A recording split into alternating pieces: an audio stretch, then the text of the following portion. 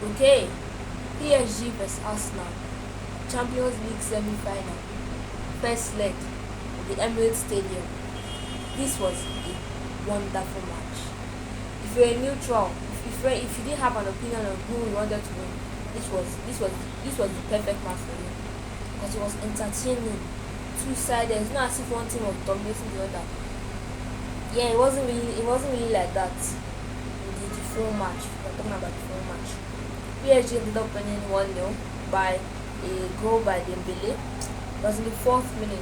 I didn't expect PSG to score that early. Because I expected Arsenal to get the clean sheet because their defense, their second to Inter Milan has the second best defense in the world, honestly. Only Inter Milan defense is a little better. But yeah, I expected that defense to stay strong. But PSG cut through that defense in 4 minutes, in less than 5 minutes. So I didn't really expect that. Dembele was a good finish. There was a pass by Keva.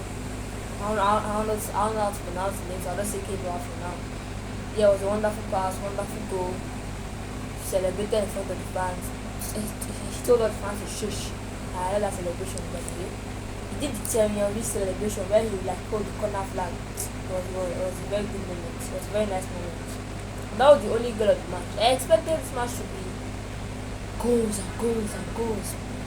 Probably more. I expected this to be like maybe like my actual what I truly thought would happen.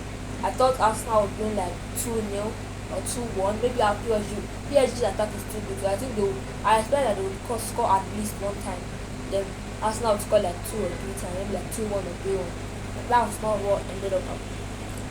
Both sides had many chances. Many chances. PSG had 11 shots, Arsenal had 10. And most of PSG's shots were in the first half. Yeah, they had 6 shots in the first half. And Arsenal had 5. So yeah, it was a very end-to-end match, I say. PSG will have an attack and they will miss the shot. Oh, probably Saka or something. Boom, before forward, then counter attack. Pass it to like Martinelli. Martinelli will shoot and then Donnarumma will save it. And Donnarumma throw it to that side, which is end to end. From goal line to goal line. Both of the goalkeepers did all right. I would say. I think Donnarumma is the best goalkeeper in the world. Point blank. And I know people might say Courtois or Black. I don't think people will say Alisson anymore. Alisson was in that competition. In my opinion, Donnarumma is the best player. To keep a clean sheet in this match, with people like Saka doing shots every like 5 minutes, people like Martinelli. I don't know why when I say Martinelli, like Martinelli is a good football player. Let us get that down. Martinelli is a good football player. He played good in this match. Trossard played alright. I didn't really notice that he played best. Well, this wasn't Trossard's best match of his career. It was alright, I would say. And he had an amazing opportunity, but Donnarumma saved it. I feel like Donnarumma really saved PSG in this match. It was the man of the match, obviously, 8.0 every single time. I would just be waiting for the net to bulge. I'll be waiting for the net to like when I score a goal, the net like open basically. I was just waiting for that to happen. And I see the replay and I see that Donnarumma's hand slightly just touched. So many chances for Arsenal. He's 10 shots and 11 shots. He didn't even feel like that if I'm being real. His second half, Arsenal 5 shots in the second half for Arsenal, 5 shots in the second half for PSG. Honestly, it felt like Arsenal might have had a little too much chances, honestly, to me, what I was saying. Because Osaka would run forward. Martinelli would also enter the box and because we really had an offside goal, but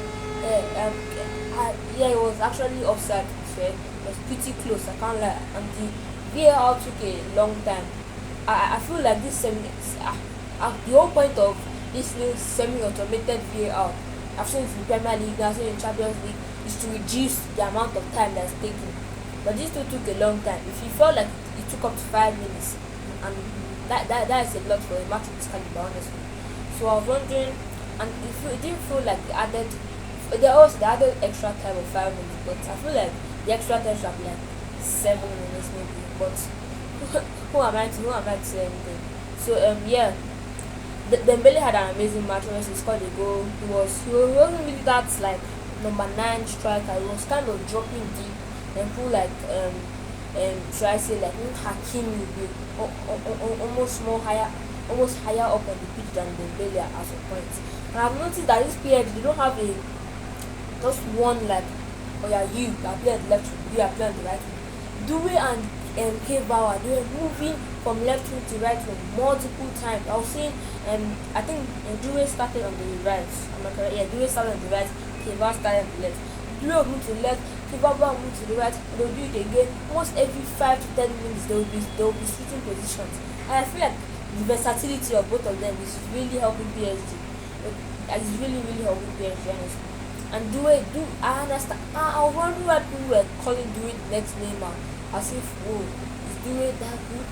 I don't really watch League On like that. It's not why I'm an out and out League On fan, so I didn't get the opportunity to really watch Due that much. But I watched Champions League. I watched Champions League a lot, and Due was amazing this match.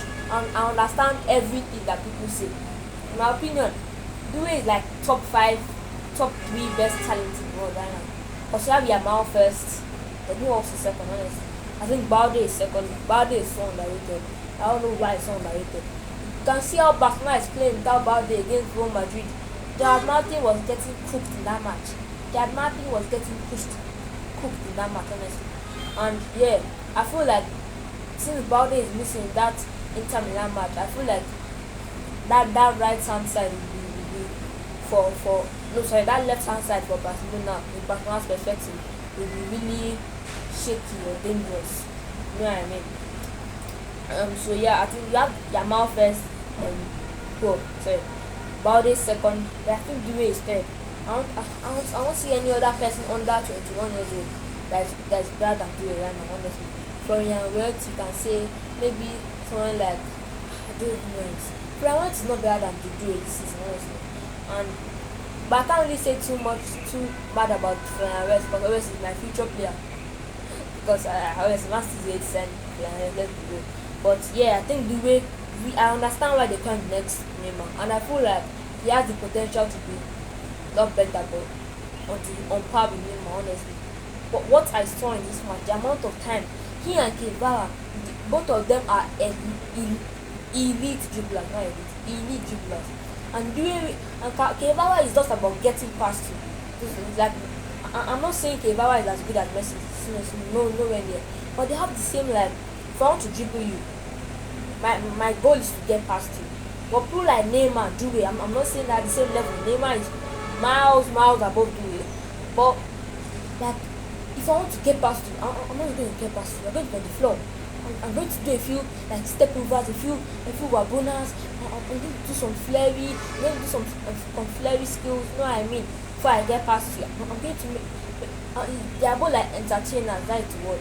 They bring out all the skills, and I really like that about players. I really love those kind of players. And Due is the best in the world right now.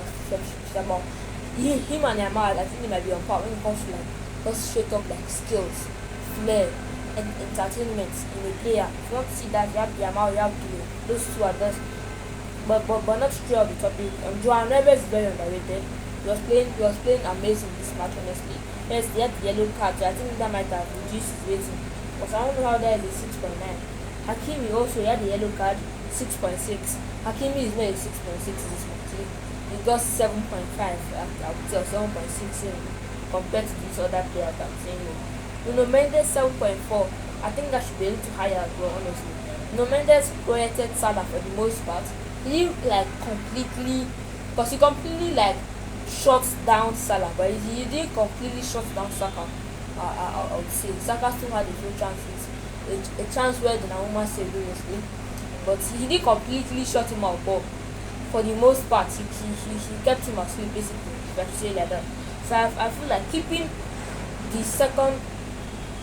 third best right winger in the world quiet for that. Okay, I think it's fourth actually. I think Olise. Okay, keeping the third best right winger in the world like shut out completely out of the match is worthy of at least a 7.5. Come on. And no matter what, is the best left back in the world. Yeah, I think it's cool because about it and Neymar, I think they're both on the same level. If not they're on the same level, then Balde is better. Because you can't say Neymar is better than Balde. in my opinion. Sha. So yeah, Juventus had a very good match. Pacho played amazing. I didn't really know Pacho before this season, but I saw him against obviously Liverpool. He played amazing. Was a very crucial player in that match. Also against Arsenal in this match, he played amazing. I want to talk about the Arsenal players for a bit. Saliba, I've noticed about Saliba, his ball playing ability. It's not that he's like completely bad with the ball, but he's not really the best ball playing defender. I look at what happened against Real Madrid. If Saliba was not there, if Saliba did not make that mistake, I should say, they would have gotten a clean sheet over two legs against. And some people would think that this is the best attacking team in the world. This is not. But people expected Vini, Mbappe, Bellingham, Rodrigo in one team. Those I understand they're having a bad season, but it's hard to keep them shut out. It's hard to keep a clean sheet against them, no matter how bad they are. They scored 2 goals against Barca in that even the 5-2 wipe. They scored 2 goals against Barca. So it's hard to keep them quiet, or especially over two legs. But they would have done that if not for Saliba mistake. But he is where he is. He played alright. He got a 6.6. I think David Villa was the best player according to the ratings. He got a 6.9, equal with Nico Marino's 6.9. I think Luis Kelly might have been the best player for us honestly in this match. The amount of the amount of fouls that he does draw. I feel like what he does is that a player will be coming at him, like he'll be making as if like they ran to the back of Luis Kelly. Then he will just like he puts his body in between the other player and the ball. So they will have to push him off. And it's too physical to try to go shoulder to shoulder with him. They try to push him off from behind. And he will really sell it as if it's a foul. And Luis Kelly, the hype around him is completely deserved, honestly. He should get called up to England. England can win a Euro, it's not because of this Luis Kelly, honestly. The way he goes from left back to like DM or CM, whatever I want to call it, then he starts being a playmaker for that club, and his defensive ability is amazing as well. I think he was the best player on Arsenal this match, honestly. Luis Kelly is amazing, one of the best left backs in the world in my opinion. And yeah, Declan Rice didn't play as good as his caliber, because after that Real Madrid match, I feel like people have really thought that Declan Rice one of the best midfielders in the world. Like I understand he's at that level, but I think he should calm down a little bit. His consistency is a little bit shaky, I can't lie. But I feel like he has finally fulfilled that 100 million that they paid for him. Who were wondering why they paid that much money for him? I think he has finally fulfilled that. But to be in that position of like one of the best midfielders in the world, I don't think he's there yet. That's my opinion, honestly. Martinelli played alright. Trossard didn't have the best matches. Why it shows there 6.2. But Odegaard didn't really play well with the action. I think that's why he got subbed off. He only got a 6.2 rating this match. Kiwior played alright, 6.3. Who was somewhere for them to talk about? Vitinha. Okay, I forgot to talk about Vitinha. That's a big mistake. Vitinha.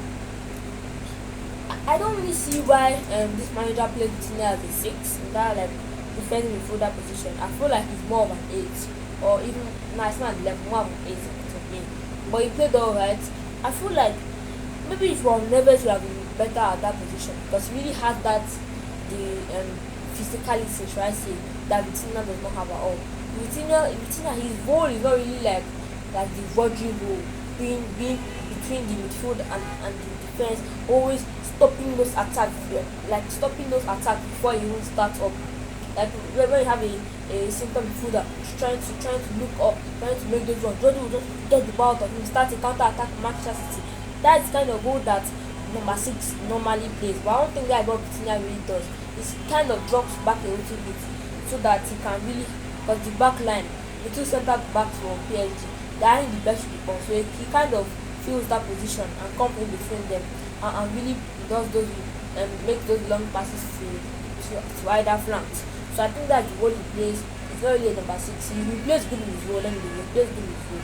Fabian Ruiz played alright, played 7.2 according to this rating. Yeah, according to this, Hakimi was the worst player on PSG.